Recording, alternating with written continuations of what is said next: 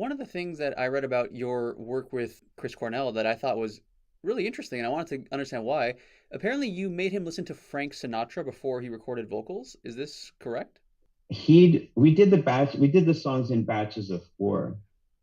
And after the first four songs, I I was liking what I was getting, but I still felt there was always a certain amount of restraint that I felt from Chris. Like he wasn't always just kind of like giving, excuse me, everything that he had emotionally. That was my sense of it. And I just wanted to get that, a little bit more out of him. And I just started thinking of all the different ways I could do that. And I would always go back to Sinatra because I always felt as one of the consummate pop vocalists of the 20th century, and really in history. His use of dynamics, like the way he would go from powerful to very soft, like he really used his voice as this instrument with such immense range. It was phenomenal. And I played two songs for Chris, just to kind of give him an idea of what I was talking about. And when I got done, he kind of looked at me and started laughing. And he's like, "All right, thanks very much. I That's appreciate it." hilarious. And he just walked out of the room. That's funny. But then it was really funny because, I mean, he completely, just shut me down on the whole thing. And I was like, "Oh, all right, I tried at least." But then I started listening back to some of his vocal performances later on. And I realized that he'd begun to incorporate some of There we what go. he'd heard. Yeah. I mean, the thing was, is that I found that pop vocalists, especially in rock, that they would do their vocal performances kind of like in blocks. Like Mhm. the vocal sits here, dum da dum da dum, stop, dum da dum da dum, stop, dum da dum da dum, stop. There was no ad lib. There was no kind of going over the bar line. There was no drawing out of a particular lyric to kind of, in a way that a vocalist like Sinatra or, even people in rock bands like, in the Beatles or Zeppelin, people would play with lyrics more. And by the 90s, they pretty much stopped doing that completely. There wasn't any experimenting with dynamics or ways to kind of make the song take root more emotionally. And I noticed when I listened to the vocal on Black Hole Sun, for example, I was like, you fuck. You're actually doing it. I was like, you listen, good. That's awesome. So in general, how Yeah. is Chris to work with as a vocalist? Like, what did you think of his approach in the studio, his abilities? What are your thoughts on all that whole thing? Um, what can you say? I mean, Chris was one of the greatest rock vocalists ever, in my opinion. Um, I also found that he was incredibly uncomfortable singing in the studio. I just got the sense that he didn't like to have people around him very much when he did what he did. Hmm. So the first batch of four songs that on that record, which were, I think, Kickstand, um, My Wave, Spoonman, and can't remember the last one. Mhm.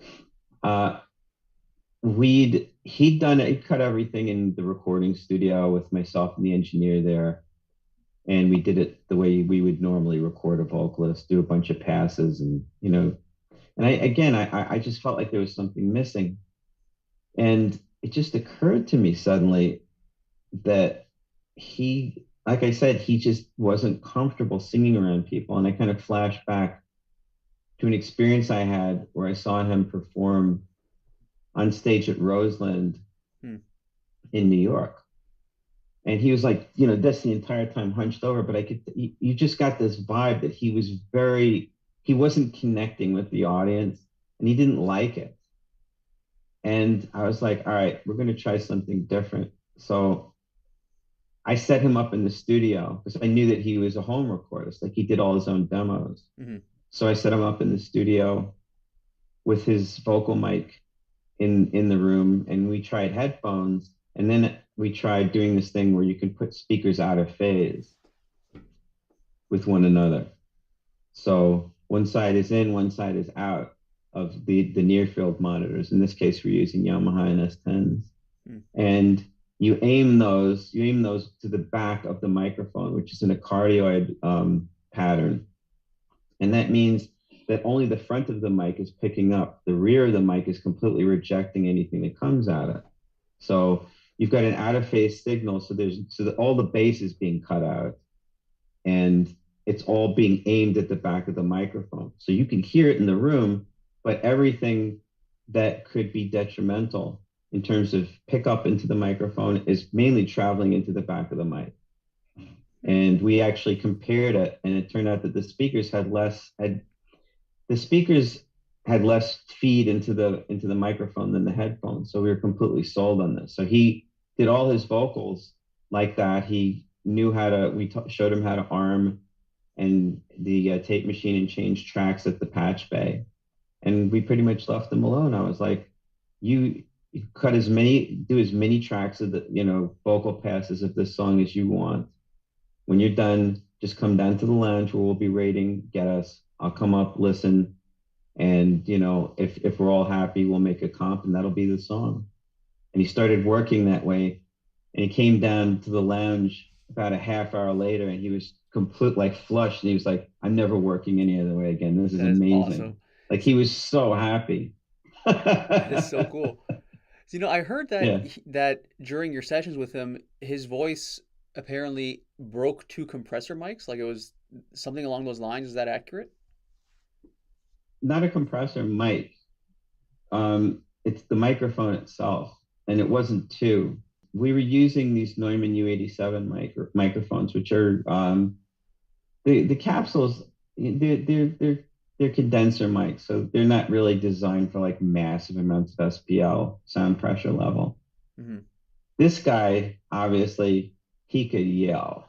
Yeah. He had a lot of SPL. So gradually what he was doing was he was and I had him singing right up on the mic because I wanted a lot of proximity from him. I didn't care about what happened to the diaphragm at that point, so I had him up close on the mic. So he was slowly destroying the mics, Jeez. essentially. And I think the studio had 5, and I believe that we went through all 5 of them. Really? I'm pretty sure that he destroyed the capsules on all 5 of the microphones, because I remember Reed Ruddy, who was the studio manager, coming to me with bills, and he was like, and I was like, I'm Man. sorry, at least they're not rare vintage microphones, so Yeah. it wasn't impossible to get him, to get him recapsuled. But oh well, art calls. That is really cool. I heard that I think you may have said it that Chris has 2 different vocal ranges. Was that you who said that? Someone in the camp said that about him. And would that be fair to say? Well, I mean, he had a lot of different ones, but I found that my issue was that I had a hard time finding a microphone that would really capture everything. So when we first started recording him, I could only find 2 mics that work with him, and both of them were in different ranges. So initially, what I did for the first 4 songs was record his voice in one range where he was singing, and then I went back with the other mic and recorded the other range, which is pretty ass backwards, actually. But like, there were too many ingredients in the equation. Like, I just wanted him up on the mic so much, and I just couldn't get what I wanted out of any one microphone. And we went through about like 30, I think. Wow. So, going back to Frank Sinatra for a moment, what else was it about Frank Sinatra as a singer that made you feel he'd be a good influence for Chris Cornell? He was an amazing stylist, but also he could really he could project emotionally and communicate really clearly everything that he was trying to get across. And obviously he sang a lot of upbeat, happy songs, but this comes across especially on 3 records in particular. In the wee small hours of the morning, Only the Lonely, and the record he did with Antonio Carlos Jobim, which is all Brazilian music. And those records have more of like a wistful kind of melancholy. So, I mean, some of them are downright depressing. And, his ability to be able to kind of put you into his frame of reference as a listener and really kind of commune with you on that level, I think is really a paramount example for any vocalist, not to follow what he's doing and trying to emulate his style, but just to see how he's kind of getting all this across, like his phrasing, how he would he got actually got a lot of his ideas for phrasing from being in a band with Tommy Dorsey, who was a trombonist. Hmm. So you can hear the type stuff that sounds like a trombone move. So I read a quote from Adam Casper where he said that essentially you had an a quote electronic music agenda when you were making this record. What does that mean exactly? An agenda. Um, I was it was interesting because I had the the electronics, as I think I explained it to Adam, was kind of like something that sort of drove me a little bit. Um, I kind of conceived of this whole thing as being sort of larger than life. Like I had this concept of like hyper reality in a way. Hmm. Um, I'm a big fan of photorealist painters like Chuck Close, Hmm. and I wanted to create this record where you could kind of like feel everything, where there was sort of like a tangible, sort of like sense around vibe to the music that, you know, when Matt hit the snare, that you felt like you were almost inside the snare, like you could see the snares rattling and feel the impact of it. And I didn't feel that people were making rock records that really had this kind of excitement to them anymore. You know, I mean, certainly people were making great records at that point, but I felt like there was a kind of they were sort of they're sort of catering more to like the genre. Like there were specific genres Yeah. that were being etched out in various types of rock, and people were sort of gradually setting into whatever their genre was. And obviously, Soundgarden were considered to be a grunge rock band. They've kind of been pegged into this sort of into that subgenre. And I had a tremendous issue with that because I didn't see them that way, and I didn't think that it was right to kind of to to create that kind of perception for them, to reinforce that perception. To me, it was kind of it was selling them short, and I think you know, it was kind of like cutting them off at the leg, so to speak. Hmm. You know, so they wouldn't be able to grow. It's like, this is a rock band. They're not a grunge rock band. They're just a rock band. You know, let's give them as much space as they can. You know, or you could say that they're a bunch of popular musicians who use guitars and drums. You know, Hmm.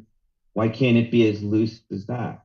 So to me, there, you know, I wanted to create a record that had this immediacy to it, and the only place I could find that immediacy was in electronic music, was in like, you know,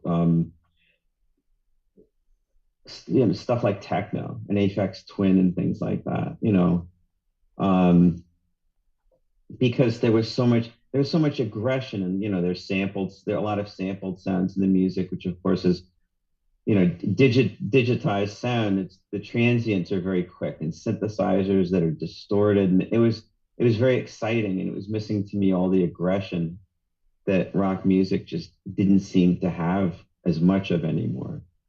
That's interesting. You know, in addition to your producing, which was very different from what they did before, the songs themselves that Soundgarden recorded for that record were in some ways a departure from their previous sound. Did they ever discuss with you why they went in a more melodic direction, so to speak?